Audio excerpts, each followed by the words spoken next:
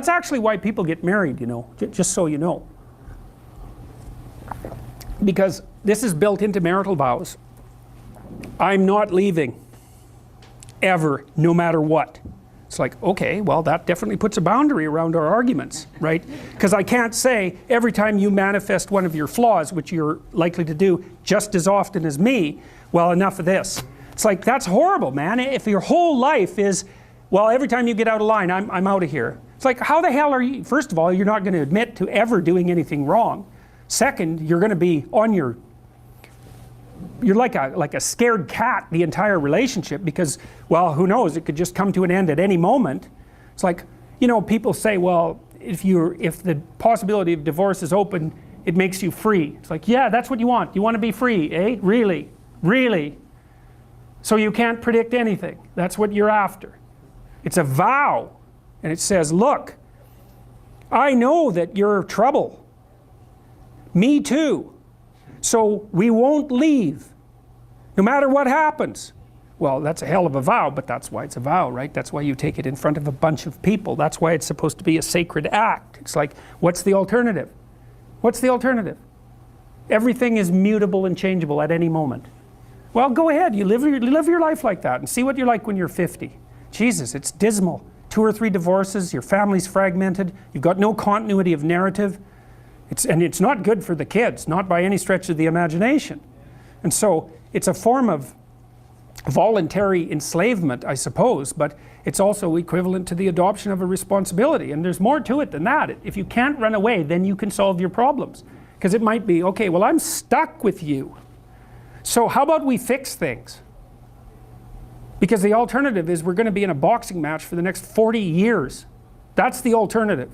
So, and you think you're going to fix problems without something like that hanging over your head? There isn't a chance. You'll just avoid them, because that's what people do. It's really hard to solve problems, especially in a relationship. We're having a fight and I find out that it's, you know, because you were abused by your uncle when you were 5 or some goddamn thing. You know, it's like, it's very frequent that that sort of thing happens. There's your partner is, you know, manifesting some weird anomalous behavior. You just can't make heads or tails of it. It doesn't seem related to what you're doing at all. They don't want to talk about it.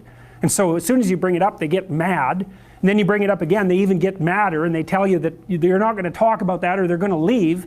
And so maybe you're really, really persistent because you're kind of a son of a bitch, and then they break down and cry, you know, and then they have this horrible memory that comes flooding forward that's completely, you don't know what to do with it, and then you have to sort it out. It's like, you think you're going to do that unless there's a good reason? You have to know, we better sort this out or we're going to be carrying it around for the next 40 years. That maybe is enough motivation so you'll actually try hard to solve a problem. It's a lot easier to say, well, sorry, we're not going there. But then, good, you'll have it every day, every goddamn day for the rest of your life. See, there's some additional problems with divorce that people don't really grasp when they're young. Like, the idea that you can be divorced once you have children, that's kind of a stupid idea, because you can't. You can find a limited substitute for your initial freedom. But if you have kids and you try to get divorced, the probability that that's going to demolish your life is very, very high. First of all, it's incredibly expensive. So one or both of you is going to come out of that poor. And your market value has declined. Let's say you're the woman who takes the kids. Your market value has declined radically. You're going to be poorer. The man, he's just as screwed, because he is now an indentured servant and there's no escape from it. So it's not so bad if you can negotiate a peaceful separation, and some people can, but lots of times if you have a terrible relationship, it's not like negotiating a peaceful separation is all that easy. But if you're at each other's throats, good luck to you. I think it's roughly equivalent to having non-fatal cancer. It is not pleasant. It's a 10-year process, 15-year process. It'll cost you $250,000, and it'll tear a big chunk out of your life. And also it will really disrupt your relationship with your kids. And you know, you bring kids into a step-parent family, they do not do as well.